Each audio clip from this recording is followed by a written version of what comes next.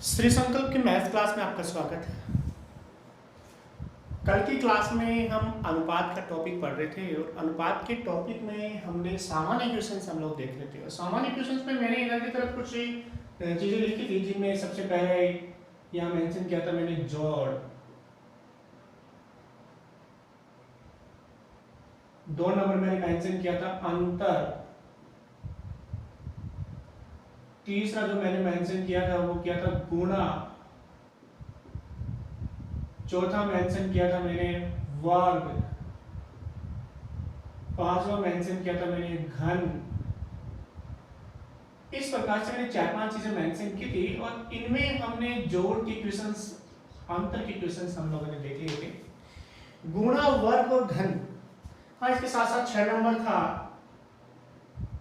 Laser, 7 number था मैसर। इतने प्रकार के क्वेश्चंस मैंने कहा था कि एक ही पैटर्न से करने, सामान्य क्वेश्चंस में आएंगे।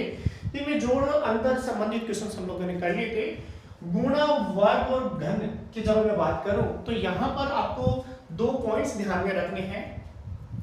सबसे पहला पॉइंट, यदि दो अनुपातों को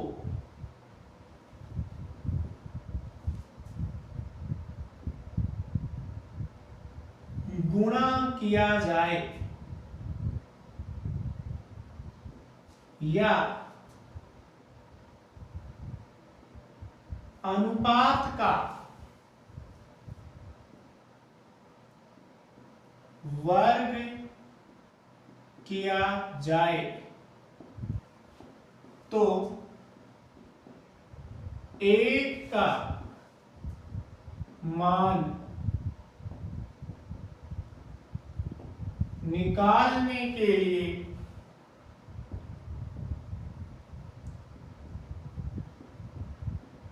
वर्गमूल लिया जाता है। ध्यान रखिए, पॉइंट हमें सिर्फ लिखने हैं, अभी कैसे यूज में करेंगे और क्यों ऐसा करते हैं इसके बारे में बताऊंगा मैं। कि या तो दो अनुपातों को गुणा किया जाए या अनुपात का वर्ग किया जाए तो एक का मान निकालने के लिए क्या करना होता है, वर्गमूल लेना होता है। इसी प्रकार से दूसरा पॉइंट, यदि तीन अनुपातों को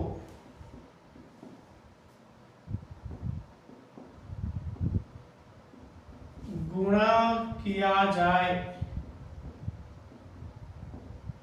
या अनुपात का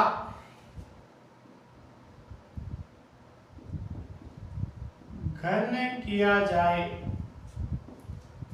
तो एक का मान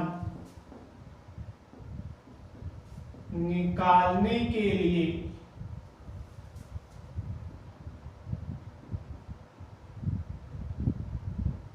घनमूल लिया जाता है। देखिए, समझिए, कंसेप्ट को समझिए कि यदि दो अनुपातों को गुणा किया जाए, यानी कि अगर आपको परसेंट में गुणनफल की बात की गई है तो जब आपको दो अनुपातों को गुणा करना पड़े या किसी अनुपात का आपको वर्ग करना पड़े तो एक का मान निकालने के लिए वर्गमूल लेंगे। इसी प्रकार से तीन अनुपातों को गुणा किया जाए या किसी अनुपात का घन किया जाए तो एक का मान निकालने के लिए घनमूल लिया जाएगा। एक बार वापस देख लीजिए, जब दो अनुपातों को गुणा किया जाए या अनुपात का वर्ग किया जाए तो एक का मान निकालने के लिए वर्गमूल लिया जाता है। तो तीन अनुपातों को गुणा किया जाए या घन किया जाए तो एक का मान निकालने के लिए घनमूल लिया जाता है। तो ये तीनों पॉइंट हमारे एक साथ कवर हो रहे हैं। इन तीनों के क्वेश्चंस देखते हैं हम लोग। तो हमारा अगला क्वेश्चन जो रहेगा आज की क्लास में, पहला क्वेश्चन,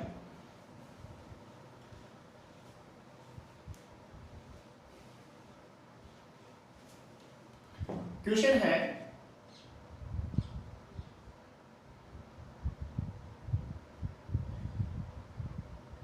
संख्या ए बी की 2/3 है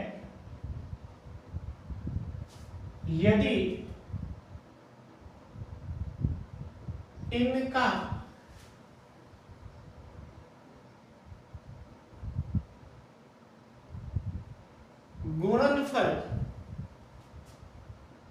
54 हो तो संख्या ए का मान क्या होगा। क्वेश्चन देखिए, क्वेश्चन कहता है संख्या ए बी की 2/3 है। ए है वह बी की 2/3 है।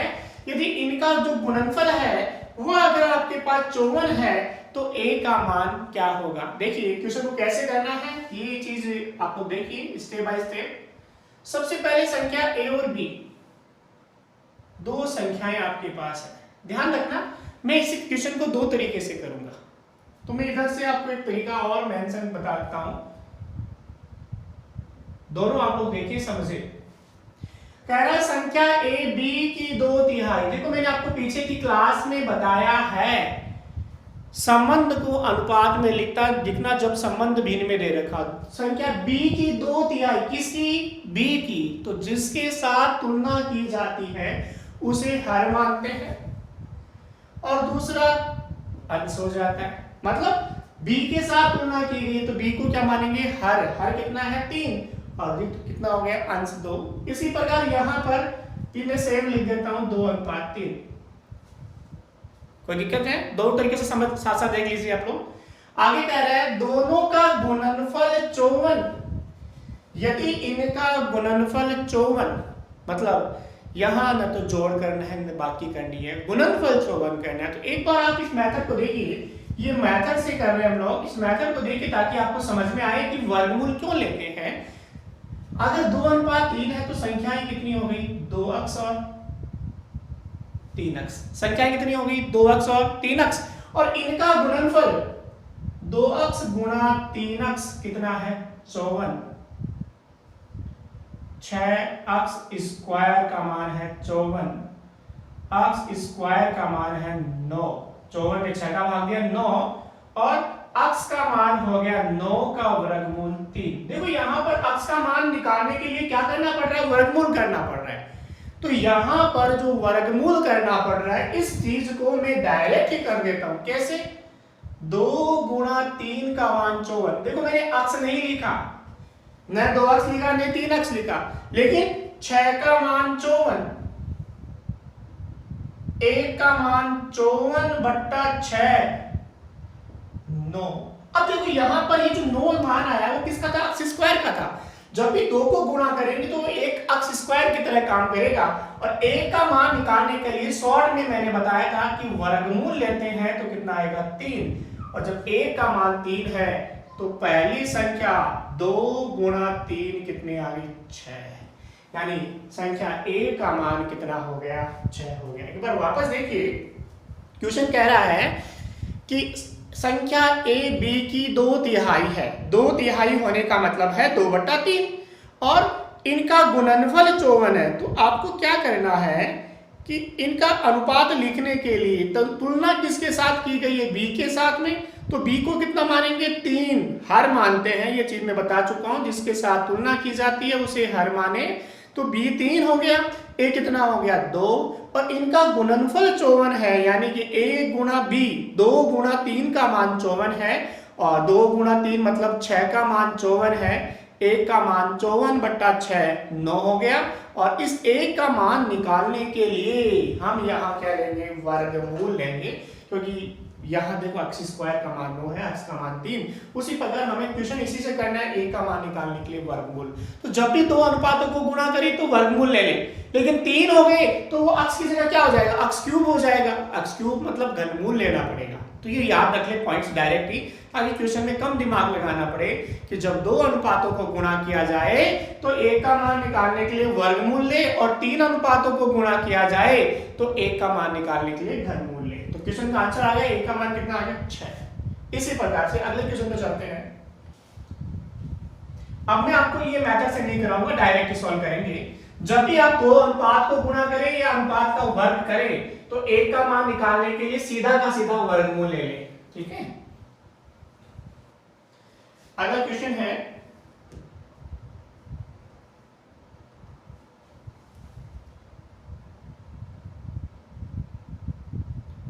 संख्या a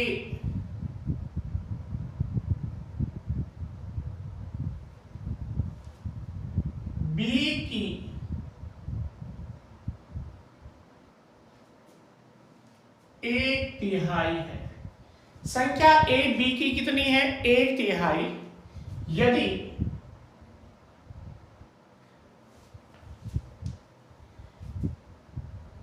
इनके वर्गों का योग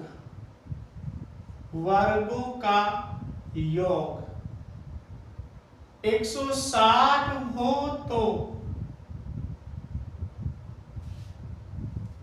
संख्याएं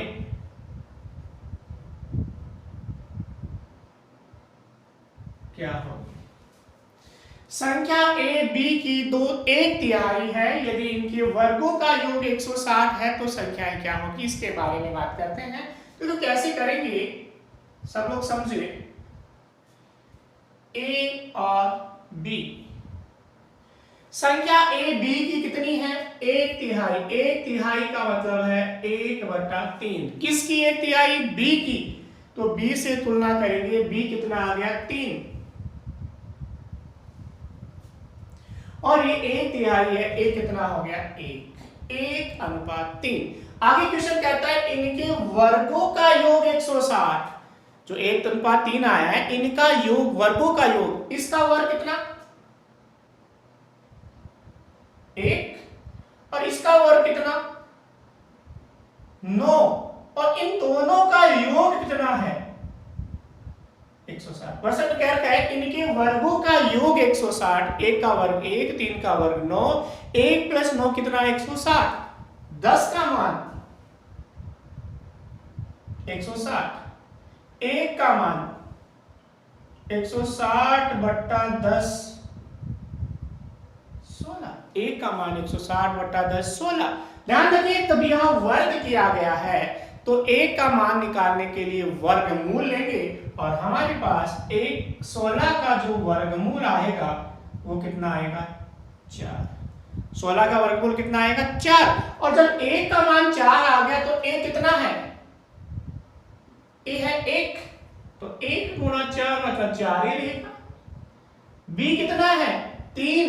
3 × 4 कितना आ जाएगा? 12। यानी ए का मान आएगा 4 और बी का मान आएगा 12। तो यहां पे देखिए, जब भी आप वर्गों की बात की जाए, वर्ग की बात की जाए, तो ऐसी स्थिति में ए का मान निकालने के लिए वर्गमूल लेते हैं। ये चीज हम लोग देख चुके हैं यहां पर। इसी प्रकार से क्वेश्चन और लेते हैं हम लोग।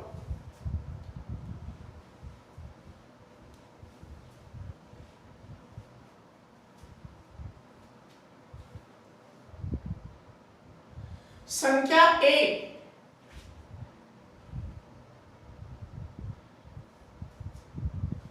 व बी का अनुपात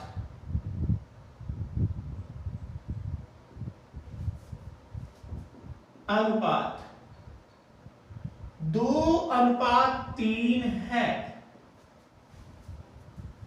यदि इनके वर्गों का योग 52 हो तो संख्याएं क्या होगी? क्वेश्चन वापस देखना। संख्या ए व बी का अनुपात 2:3 है। यदि इनके वर्गों का योग 52 हो तो संख्याएं क्या होगी? देखिए कैसे करेंगे इस क्वेश्चन को। ए अनुपात बी 2:3। ए अनुपात बी कितना आ गया? 2:3। और इनके वर्गों का योग, पहले का वर्ग कितना? 4। दूसरे का वर्ग कितना? 9। और इन दोनों का योग कितना है? 52। 13 का मान 52। तो 1 का मान 52/13 4। और जब 1 का मान 4 आया तो मैंने बताया था कि जब भी 1 का मान निकालना हो तो अंत में क्या लेते हैं? वर्गमूल लेते हैं।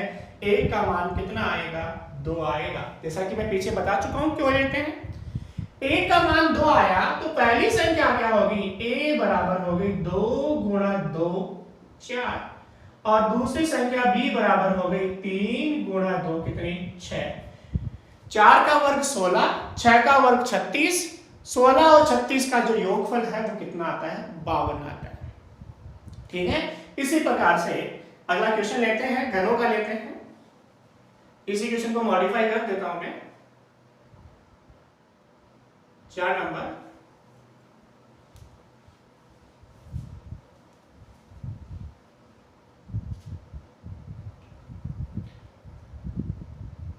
क्वेश्चन कह रहा है संख्या a व b का अनुपात 2:1 है, यदि इनके वर्गों की जगह घनों का योग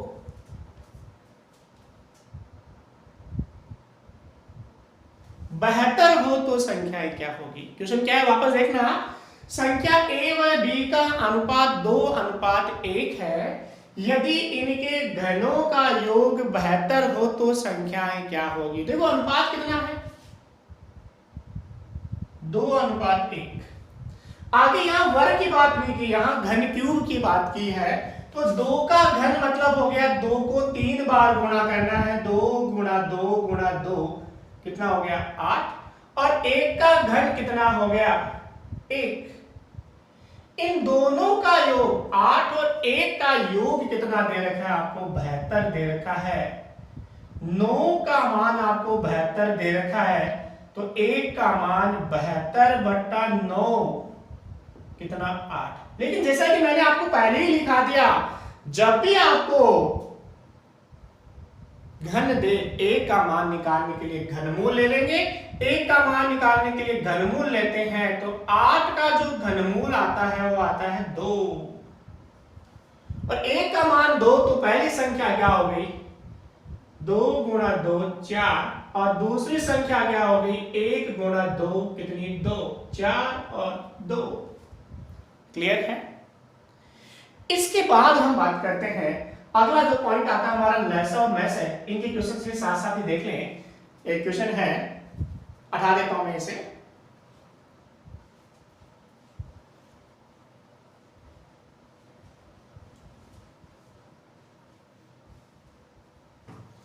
क्वेश्चन है 3 संख्याओं का अनुपात, 3 संख्याओं का अनुपात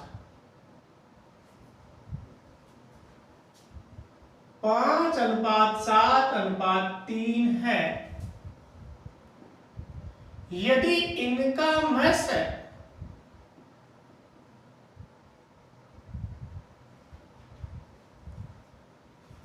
7 हो तो सबसे छोटी संख्या क्या होगी। 3 संख्याओं का अनुपात 5:7:3 है, यदि इनका मैस 7 हो तो सबसे छोटी संख्या क्या होगी। देखिए कैसे करेंगे इस क्वेश्चन को, समझिए।